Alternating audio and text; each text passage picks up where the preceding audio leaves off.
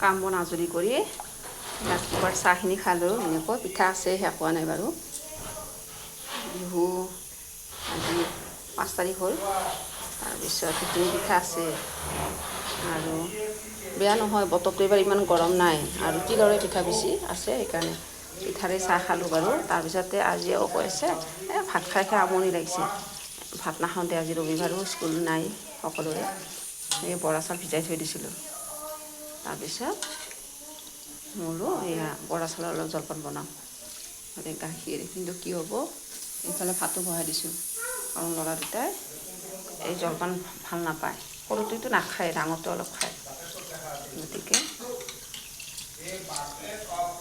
এইখিনি এইফালে কুকাৰত আৰু এইখিনি বহাই দিওঁ আমাৰ কাৰণে।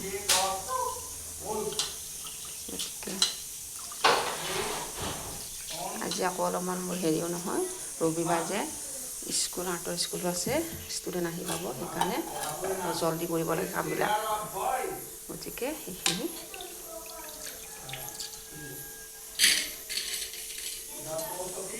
এনেই মই ভাজি কেনে ৰিফাইন চিফাইন দি ভাজি কৰোঁ, কিন্তু আজি সময় নাই কাৰণে ডাইৰেক্ট মানে অকণমান কম পানী দি